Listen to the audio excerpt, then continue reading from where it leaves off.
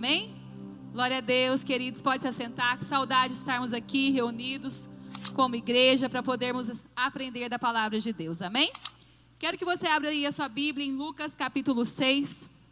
Nós vamos ler um trecho da palavra de Deus que está em Lucas capítulo 6, do versículo 46 ao 49, que diz assim: Por que vocês me chamam Senhor, Senhor, e não fazem o que eu digo? Eu lhes mostrarei a que se compara aquele que vem a mim, ouve as minhas palavras e as pratica. É como um homem que, ao construir uma casa, cavou fundo e colocou os alicerces na rocha. Quando veio a inundação, a torrente deu contra aquela casa, mas não a conseguiu abalar, porque estava bem construída. Mas aquele que ouve as minhas palavras e não as pratica, é como um homem que construiu uma casa sobre o chão sem alicerces. No momento em que a torrente deu contra aquela casa, ela caiu e a sua destruição foi completa. Nessa noite eu quero que eu e você nós possamos refletir sobre em que a nossa fé está firmada. Essa última semana em especial foi uma semana muito difícil para muitas pessoas. E a gente sabe que o diabo se levantou de uma forma tão feroz contra a igreja do Senhor Jesus na terra. É tanto escândalo acontecendo, é tanta coisa que a gente tem visto no meio do povo de Deus. E isso às vezes assusta as pessoas e as pessoas podem balançar na fé. Mas nós sabemos que quanto mais o diabo ele persegue a igreja, quanto mais as pessoas dão lugar a ele, e às vezes até caem da presença do Senhor, mas a igreja cresce, porque nós estamos trabalhando para um reino inabalável, que é o reino dos céus, que é o reino de Deus. E eu sei que nós podemos ver tantas coisas acontecendo, tantos escândalos na mídia, e às vezes as pessoas nos atacam, e muitas pessoas acham que tudo a gente tem que sair falando, ou temos que ter uma opinião e colocar na internet, e acaba entrando em discussões tão tolas, tão bobas, que Deus não mandou a gente fazer. Então essa palavra nessa noite é para que a gente possa olhar primeiro para nós.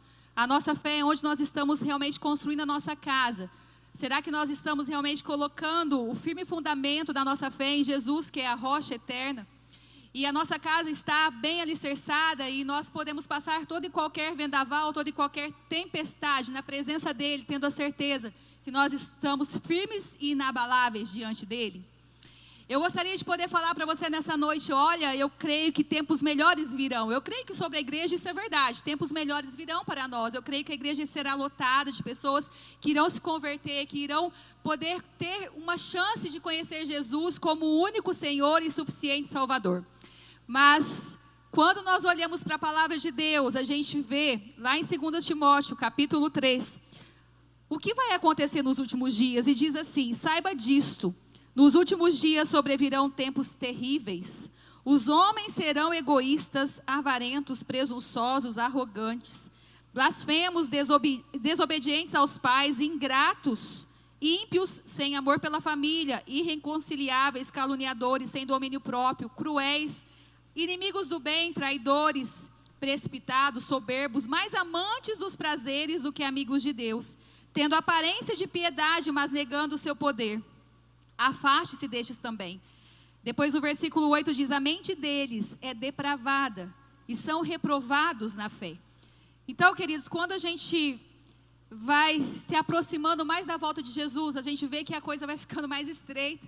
A fé às vezes pode até se esfriar, então nós temos que tomar cuidado com a nossa fé, e nós podemos, se não vigiarmos, orarmos, buscarmos a presença do Senhor, nós podemos esmorecer. E não é esse o desejo do nosso coração. Nosso desejo como pastores é ver uma igreja firme, forte na presença de Deus, passando qualquer tempestade, qualquer vendaval, mas tendo a certeza: eu estou com Cristo, Cristo está na minha vida, Ele me governa, a palavra de Deus é o remo da minha vida, é o prumo da minha vida, e eu não vou sair da presença dEle. Porque infelizmente, quando nós vemos a história da igreja, muitas vezes vem avivamento, o povo conhece a Jesus, aí vai passando uma geração, esquece de contar para outra geração, e as pessoas vão se esfriando e saindo da presença do Senhor. E não é esse o desejo do nosso coração.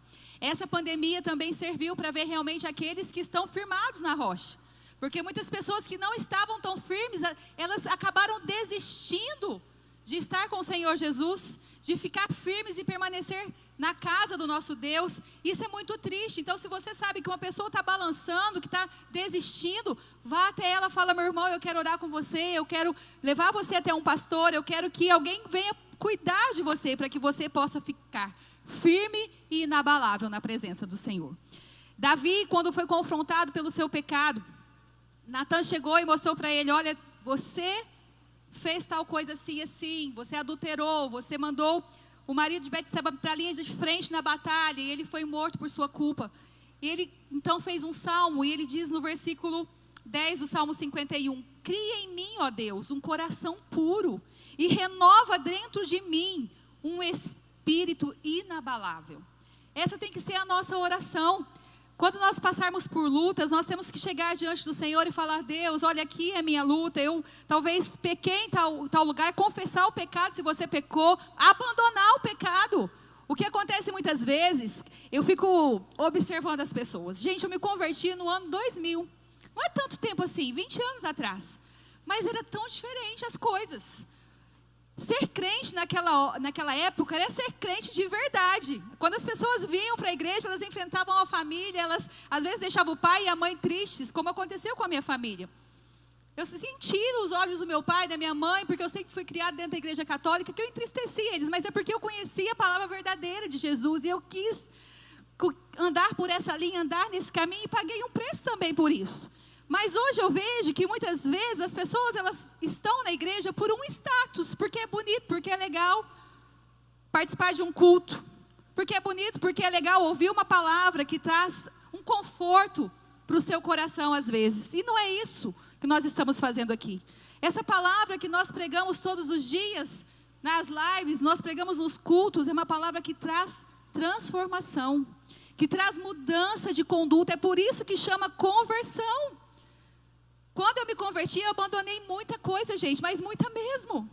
Deixei muita coisa de lado que não servia mais para a minha vida, e eu paguei um preço por isso, porque eu queria estar mais perto de Jesus. E às vezes eu vejo que as pessoas, elas vêm para a igreja, mas elas não querem pagar preço.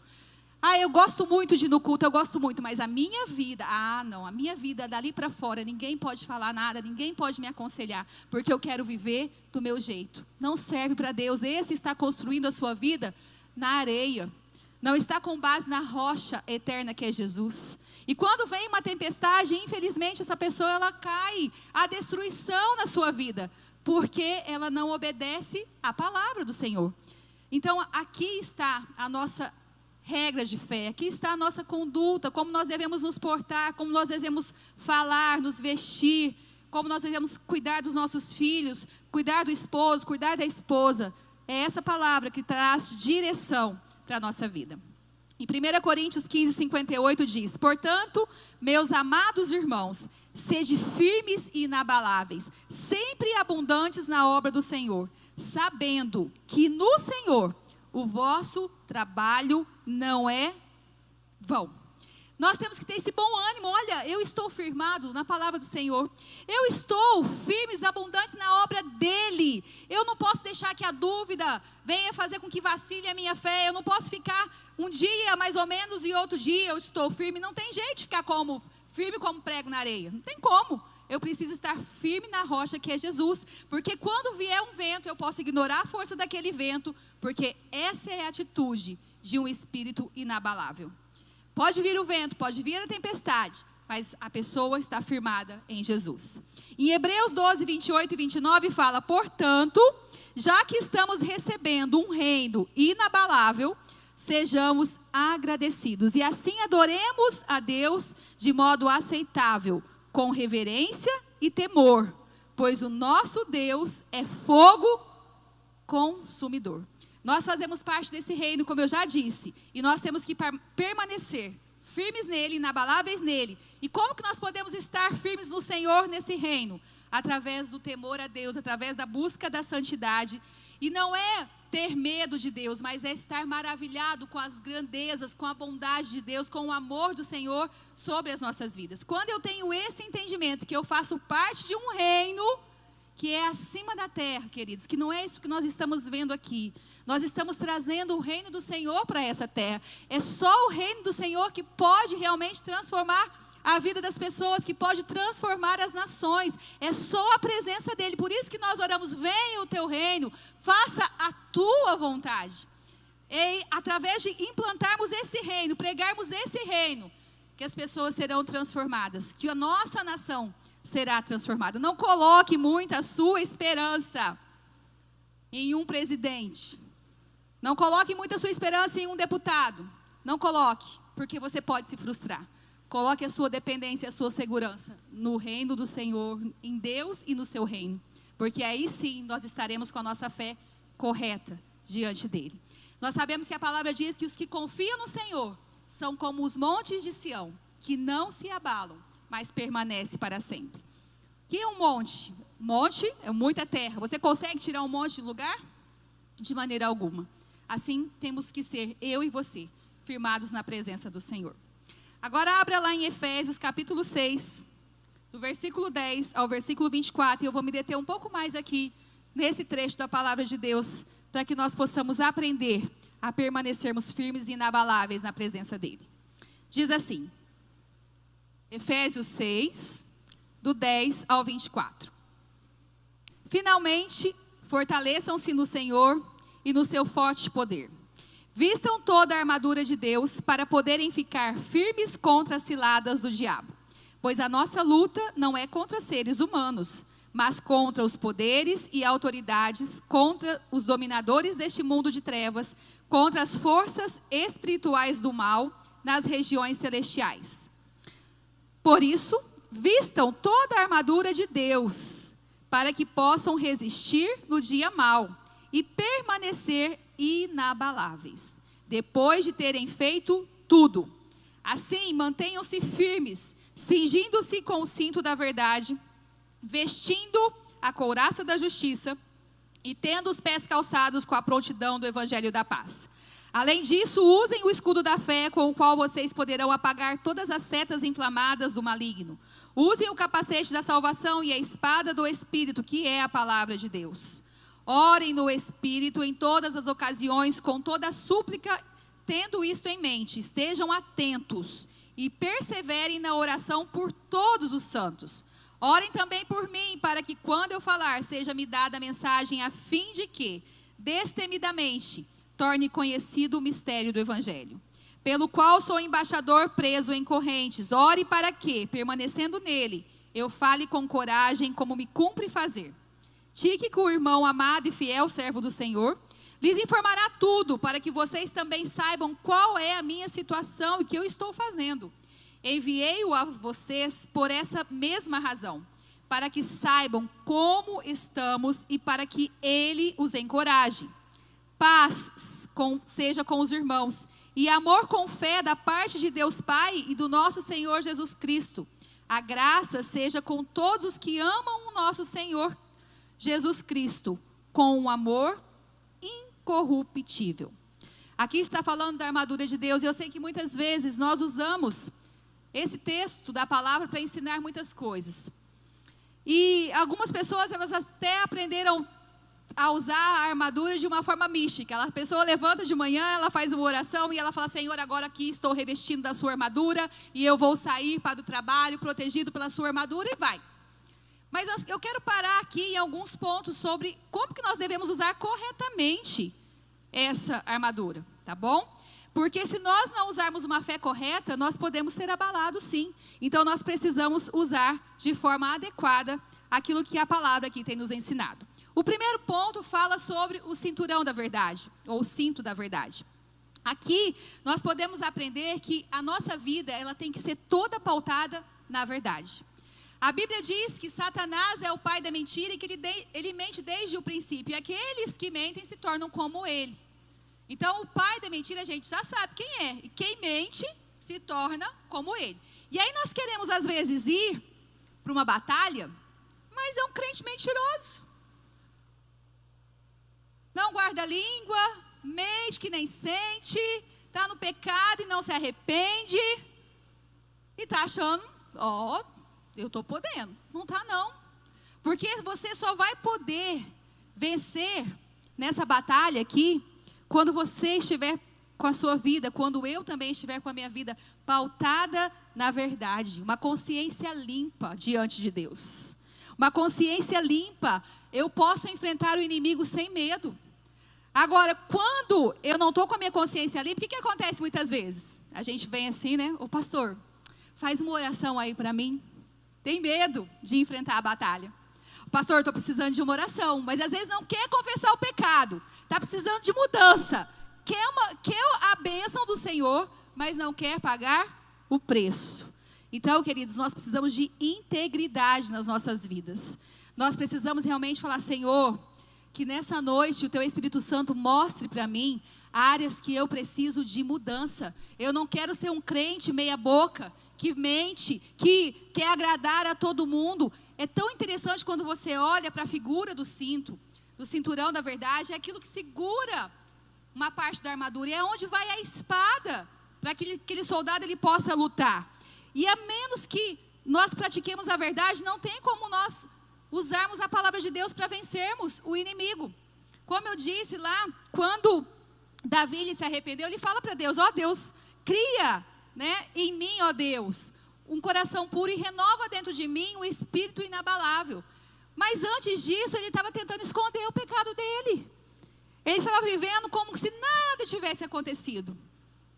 Até que um profeta chega diante dele e aponta o dedo na cara dele e fala, olha aqui, você tem pecado diante de Deus. Não adianta mais ficar com essa máscara aí, porque já caiu. E é isso que acontece, não quer passar vergonha? Tira a máscara você mesmo. Confessa e abandona o pecado. Por que a gente tem visto tanto escândalo?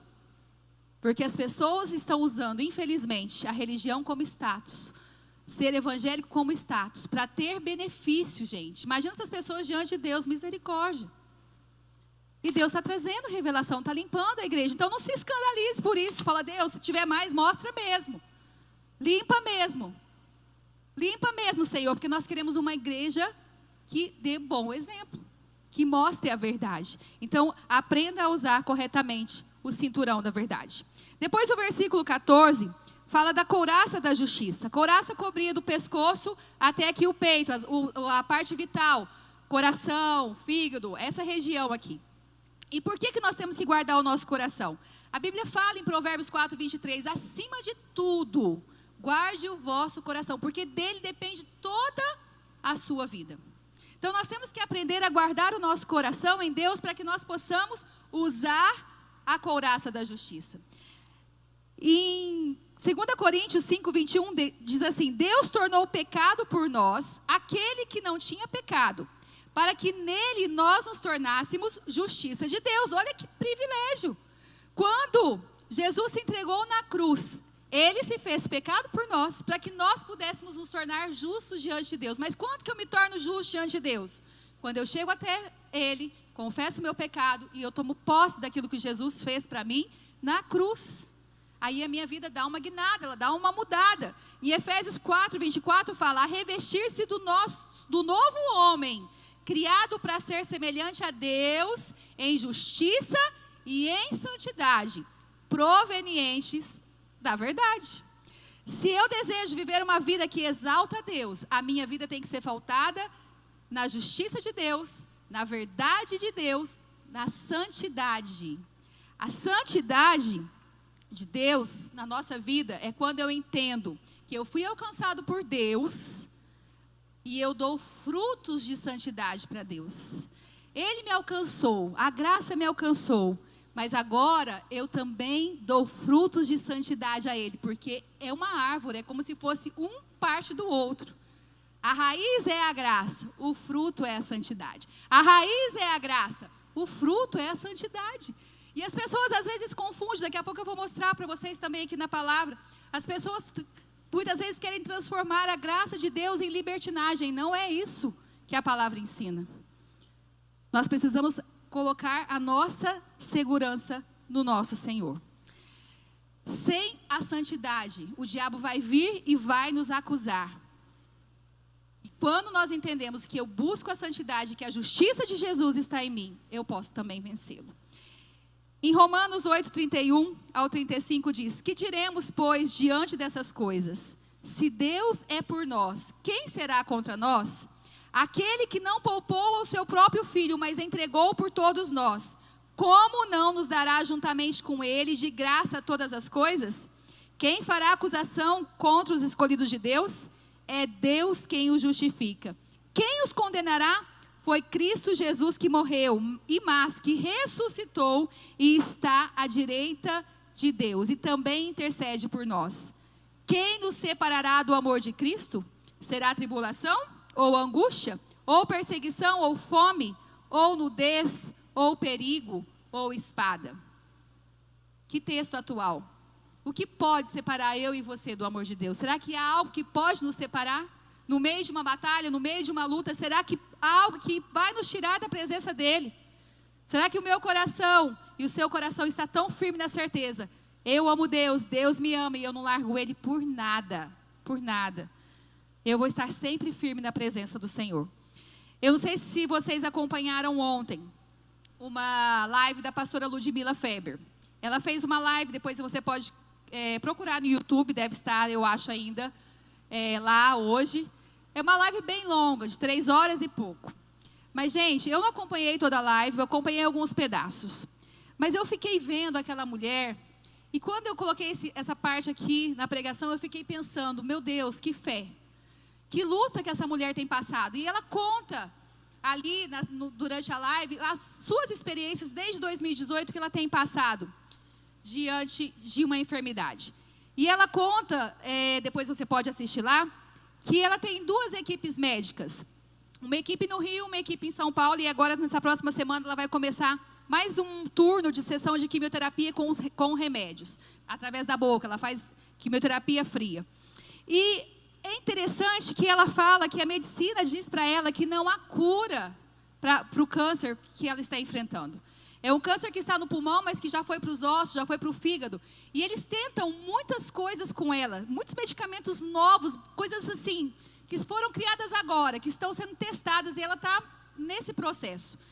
E mesmo assim, não consegue um bom resultado. E ela está lutando, em oração, e com dores, e sofrendo, e ela sempre ali na presença do Senhor. E ela conta que ela falou para Deus: Senhor, é a hora do Senhor me recolher?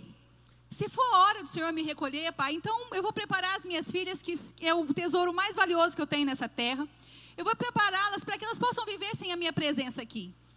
E Deus não respondeu que é a hora que Ele vai recolher. E ela conta de como ela já viveu tantas experiências na presença de Deus. Eu não sei se você sabe, mas quando eu me converti, a adoração profética começava com Ludmila Feber. Quando nós começamos a aprender o que é adorar a Deus profeticamente, foi ela que foi canal de Deus nas nossas vidas. Eu lembro que bem no comecinho eu fui em um congresso em Ribeirão, onde ela ministrava para as mulheres, um congresso de mulheres, ela ministrava o louvor. E fluía tanto de Deus naquelas ministrações, e ela contava testemunho, tanto que nesse congresso ela contou um testemunho de cura de câncer no pai dela, em 1985, através de um momento de adoração num culto. E o pai foi, assim, automaticamente, milagrosamente curado de um câncer no estômago, em uma tarde, durante um culto. E aí, queridos, a gente vê as lutas que as pessoas têm enfrentado, e ela fala assim, que as pessoas até mudaram o nome delas, amigas mudaram o nome dela. Não chama mais pastora Ludmila, é pastora Mila, mas é Mila de milagres, porque ela tem vivido um milagre a cada dia. E eu fiquei olhando, e ela falou: olha, eu nem sei se eu tenho toda essa fé que o povo diz que eu tenho. Eu sei que eu tenho lutado, e eu tenho buscado em Deus. Eu tenho buscado em Deus a direção para a minha vida e fazer aquilo que agrada o Senhor. E eu fiquei olhando, e aquilo ministrou tanto ao meu coração, enquanto eu estava preparando a palavra. Eu falei: Senhor, como pode? Se você vê, queridos, ela nem foi um trechinho. Veja como ela está abatida, como ela está magrinha, por tudo que ela tem enfrentado. E 3 horas aquela mulher louvando, adorando o Senhor, dando palavras de cura, liberando unção de Deus através da vida dela. É impactante. Não tem como a gente olhar para algo assim e não ficar mexido, não mexer com a nossa fé. É difícil até de falar, porque às vezes você fala: meu Deus, como que consegue passar por tudo isso? veja que você vai ser edificado também. E aí você vai pensar dessa palavra: nada pode nos separar do amor de Deus. Continuando aqui, fala que nós temos que calçar o nosso evangelho, nosso pé com o evangelho da paz.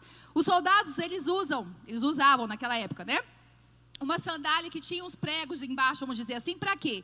Para que eles pudessem ter segurança na caminhada e na corrida que eles faziam, porque havia muito declínio em áreas que eles estavam pisando.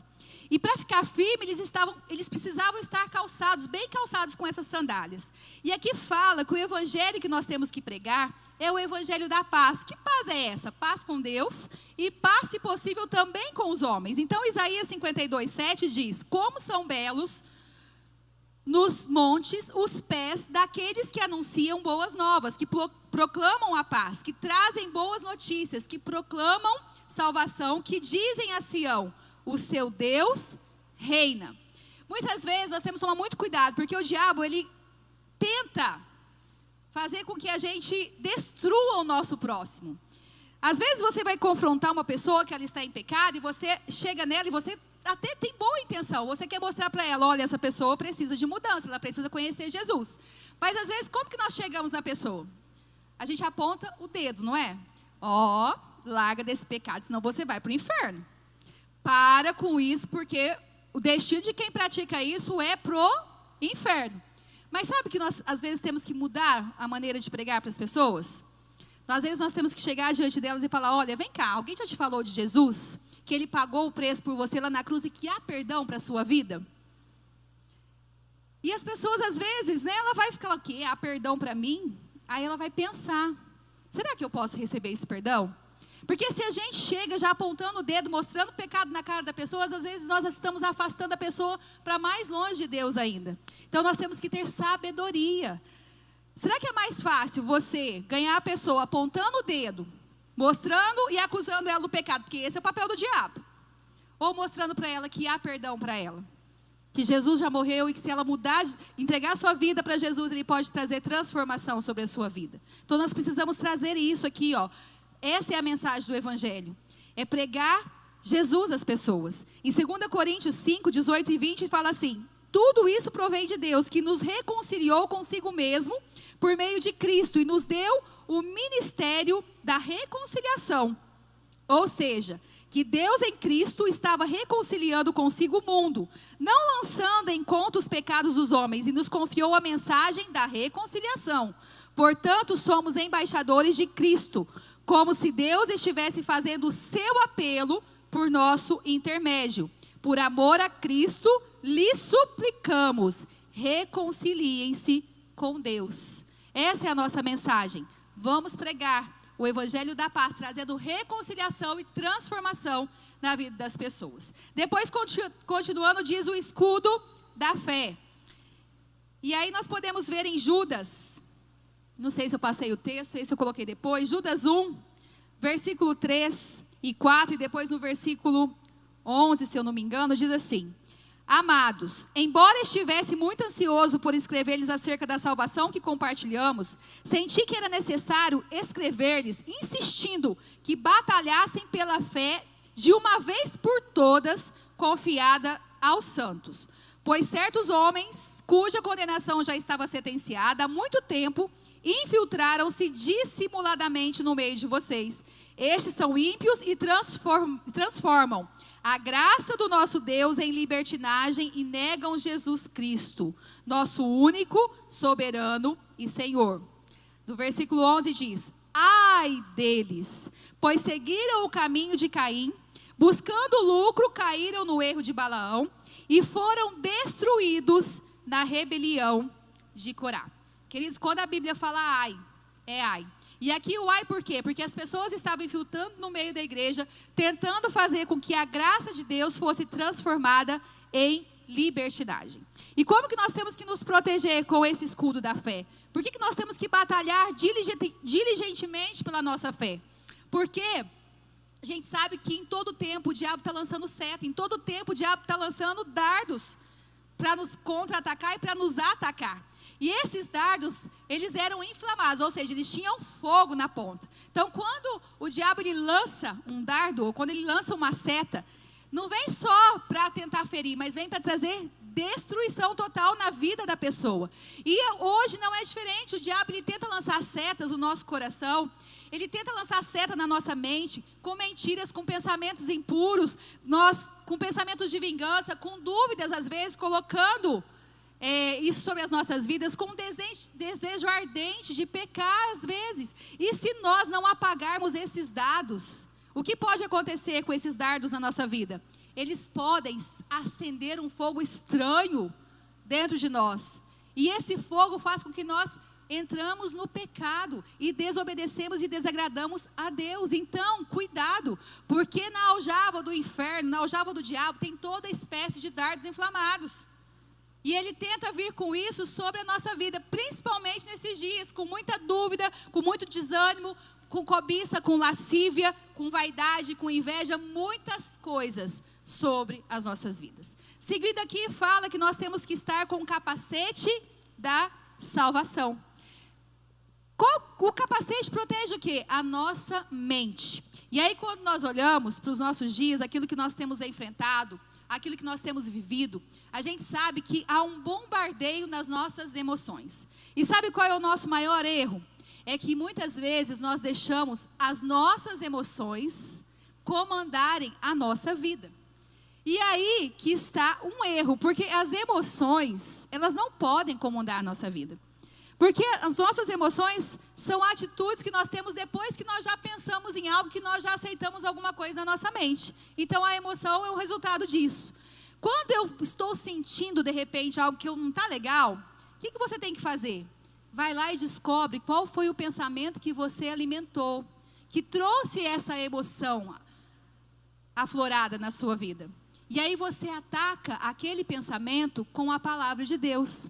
E eu vi isso ontem, a pastora Ludmila falando que muitos fantasmas vêm atacar a mente dela, no momento que ela tem passado. Mas o que ela faz? Ela vai na palavra. E é na palavra que ela encontra o suporte para vencer os ataques na mente. E eu acho tão interessante, não me levem a amar os homens, né? Eu tenho um filho, tenho o Celinho, mas o Celinho não é tão ligado em futebol como o Lucas. O Lucas é muito mais ligado em futebol do que ele. E eu fico boba de ver, porque ele sabe o nome de jogadores do Manchester, não sei da onde, de Barcelona, e eu falo, meu Deus, onde que ele aprendeu isso, né? E eu fico vendo, ele gosta muito de futebol, e tem muito irmão que sabe mais futebol do que da palavra de Deus. Sabe mais lá, olha, o Cartola essa semana está acontecendo tal, eu sei em quem eu vou apostar, é assim, não sei o que acontece por aí, né? Não sei muito, mas sei que é mais ou menos assim, mas não conhece a palavra. Não tenho nada contra o futebol, pode ver seu futebol, pode apostar no Cartola, não tem problema, mas não deixe de conhecer a palavra. Essa é a diferença, conheça mais a palavra do que o futebol. E às vezes eu vejo o Lucas tão empolgado com algumas coisas, aí eu trago ele para a realidade, falo, filho, é muito legal, mas espera aí que tem coisa melhor. Né? Não é só isso que você tem que pensar, não é só jogar bola que você tem que pensar, tem outras coisas na vida que você precisa aprender também. Então a gente tem que estar ligado nisso, tá bom? Então cuidado com a sua mente, aquilo que você tem alimentado dentro dela. Depois, continuando, fala a espada do Espírito. E aqui está uma arma de ataque. O que é a espada do Espírito? O que é a espada do Espírito? É a palavra de Deus. Jesus venceu o diabo como? Quando ele estava para começar o ministério, quando ele estava lá no deserto. O diabo veio até ele, Jesus venceu o diabo, declarando a palavra de Deus. Nem só de pão viverá o homem, mas de toda a palavra que sai da boca de Deus. E aí que nós precisamos conhecer a palavra. Pedro, quando Jesus estava sendo preso, ele foi usar a espada e fez uma caca. Mas depois, quando ele começou a pregar lá em Atos, aí ele usou a espada de forma correta, que é a espada aqui, a palavra de Deus. E multidões se renderam a Jesus através das pregações de Pedro. Então nós precisamos aprender a usar corretamente a palavra do Senhor, tá bom? Nós sabemos que Paulo, ele foi grandemente usado para poder pregar a palavra do Senhor. E ele tinha essa convicção que a palavra trazia transformação. E aqui, quase encerrando, diz que nós temos que orar no Espírito em todas as ocasiões, com toda oração e súplica. Tendo isso em mente, estejam atentos e perseverem na oração por todos os santos. Isso fala de constância. Nós temos que ter uma vida constante de oração. E às vezes eu vejo que é muito difícil a gente conseguir essa disciplina espiritual de orar um tempo com Deus em ações de graça, em súplica, mas também orar em línguas, orar no Espírito, orar em todas as ocasiões. Eu acho interessante que muitas vezes eu não espero um momento especial para orar, principalmente com o Lucas, porque ele está aprendendo agora. Às vezes a gente passa em alguma situação na rua e a gente vê algo que chama atenção, às vezes um acidente, por exemplo. E eu não vou esperar chegar lá na minha casa para que eu ore por aquilo que está acontecendo. Eu falo, filho, vamos orar por essa pessoa que sofreu o acidente agora? E a gente ora. Naquele momento, a gente pede para Deus abençoar, guardar aquela pessoa, livrá-la da morte. A gente faz essa oração naquele momento que a gente está passando ali na rua. E às vezes, né, como sempre, quase todo dia, para acordá-lo para que eu venha trabalhar, é uma luta muito grande. É 8h15, eu estou lá. Vamos, Lucas, acorda, a gente tem que trabalhar, eu tenho que estar 8h30 na igreja. E aí é aquela luta, porque ele não quer saber de acordar. Sabe o que eu faço? Eu coloco ele dentro do carro e falo, hoje você ora até a igreja. Aí do outro dia eu oro até a igreja. E a gente vem fazendo assim. E eu não vejo que isso, Deus, olha, você não está orando direito. Eu falo, Senhor, me dê graça, porque eu preciso ensinar a palavra do Senhor ao meu filho. E eu tenho que aproveitar todas as oportunidades. E se é essa a oportunidade, eu não estou conseguindo acordar essa criança mais cedo, eu não estou conseguindo fazer diferente, Senhor, me ajuda. Porque eu preciso. Então aproveite as oportunidades, peça sabedoria ao Senhor e use a oração em todo o tempo. Mas é claro que você tem que tirar o tempo de ler a palavra e o tempo de buscar a Deus no seu a sós com o Senhor. Mas também, em todo o tempo, use a palavra do Senhor. E aqui eu quero abrir um parênteses. Eu falei muito de batalha, falei muito de luta. E eu quero só deixar um alerta, queridos, que existem algumas batalhas que nós não devemos entrar. Por que eu quero deixar esse alerta? Porque eu vejo que hoje, essa geração da internet, todo mundo quer ter opinião. E todo mundo quer ficar lá na rede, colocando opinião, falando e causando, às vezes, desavença e até passando vergonha. Tem hora que tem gente passando vergonha que eu fico até com vergonha de falar, meu Deus, o que essa pessoa está falando? Tem batalhas que a gente não tem que entrar. Tem batalhas que não é nossa e a gente precisa pedir discernimento para Deus. E isso acontece através da oração. Em 2 Crônicas 35, pegue aí 2 Crônicas 35, anotei aqui no celular porque não deu tempo de passar aqui. E eu vou pegar essa palavra aqui. 2 Crônicas 35, diz assim.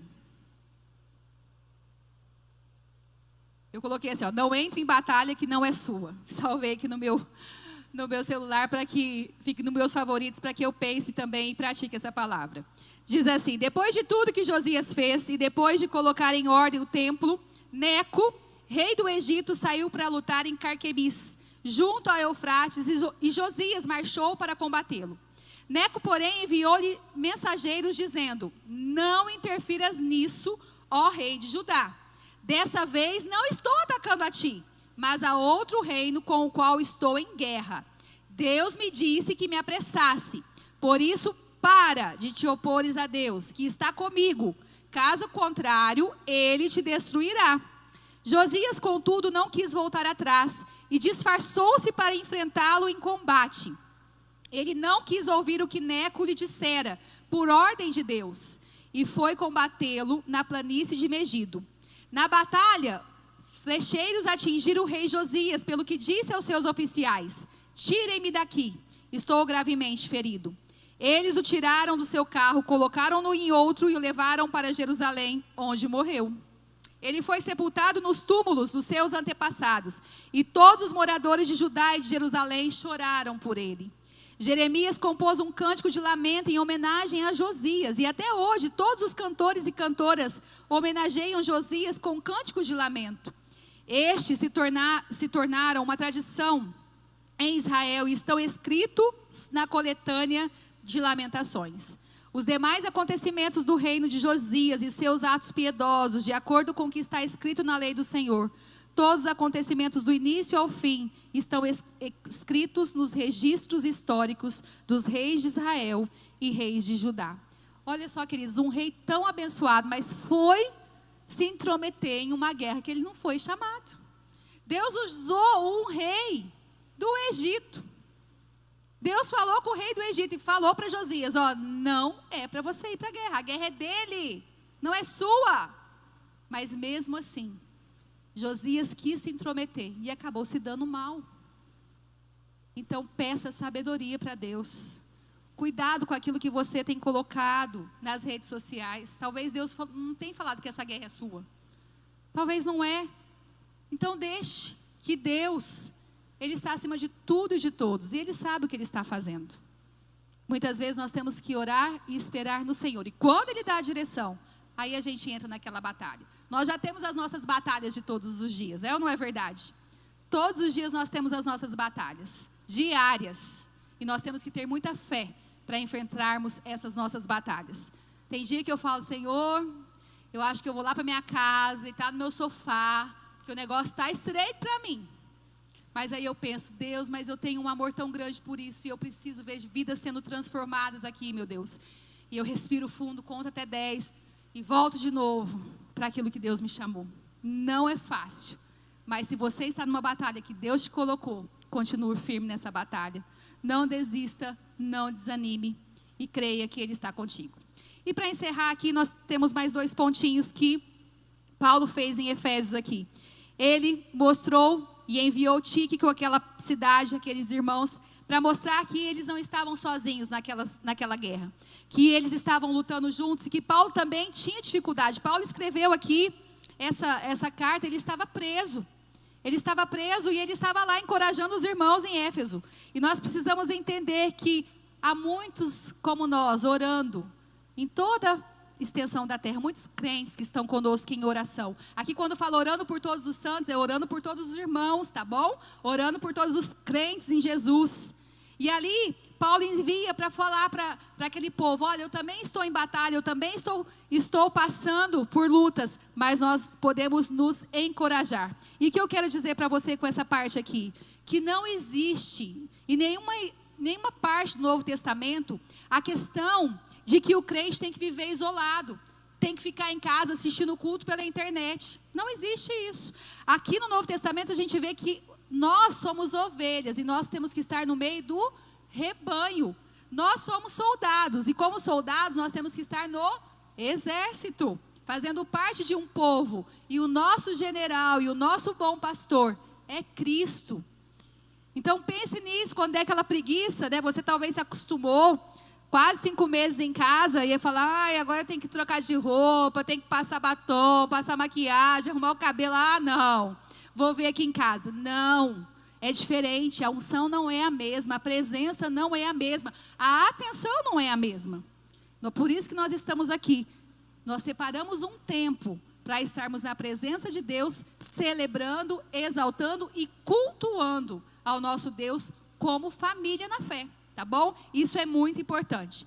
E por último, o versículo 23 e 24, quando Paulo está encerrando a sua carta aos Éfesos, ele diz que nós podemos ter paz, amor, fé e graça. Então, queridos, o que nós aprendemos? Que mesmo estando em guerra, nós ainda somos o povo mais abençoado do mundo.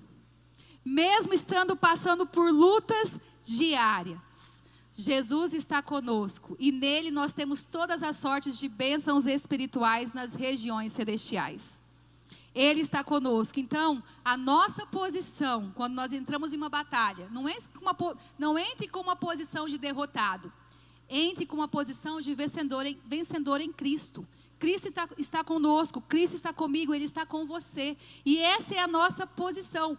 Ele já venceu o pecado, então nós também podemos vencer o pecado. Ele não teve pecado, né? Mas na cruz, Ele pagou o preço pelo nosso pecado. E nós podemos vencer o pecado que tenta nos assediar através da obediência a Cristo. Se coloque de pé aí onde você está. E eu gostaria que você refletisse nessa palavra e pudesse continuar firme mesmo, inabalável mesmo, contra os ataques do inferno na sua vida. Não ceda ao pecado, não ceda às tentações. Pague um preço de santidade. Pague um preço de falar, Senhor, eu vou dar um bom exemplo. Eu serei diferente. As pessoas verão Cristo em mim. No meu serviço, eu não vou ser o crente tolo, que todo mundo olha e aponta o dedo e fala, para ser crente como fulano de tal, eu não quero não. Isso é muito sério. Você tem representado um reino, eu tenho representado um reino. Um reino inabalável. Um reino inabalável, o reino de Deus. Isso é privilégio para nós. É privilégio fazer parte desse reino.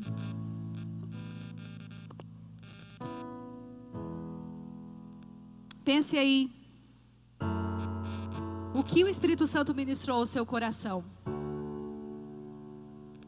Permita que a verdade da palavra de Deus possa brilhar sobre a sua vida.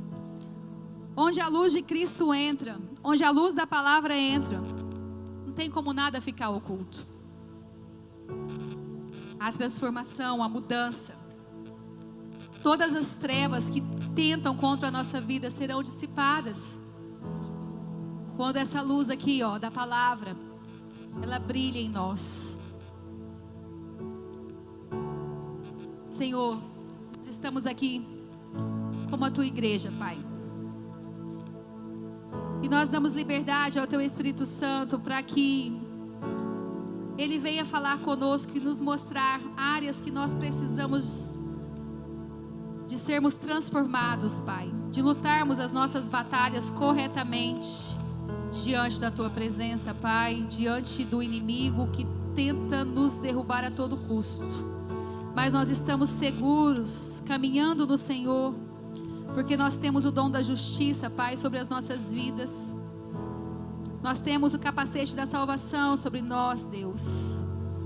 E nós podemos esperar no Senhor, porque a fé nunca falha, Deus. A fé correta, ela nunca falha. E nós podemos concordar com a tua palavra, Pai. E nós podemos declarar essa palavra com fé e ousadia para atacar as nossas emoções e corrigir os nossos pensamentos e viver uma vida transformada nessa terra. Nós podemos orar em línguas e nós podemos orar em todos os momentos. Nós podemos perseverar, Pai, porque com perseverança nós iremos ver a manifestação do seu poder sobre as nossas vidas e sobre as vidas que estão ao nosso redor. Levanta a sua igreja nessa noite, Pai, com poder, com autoridade,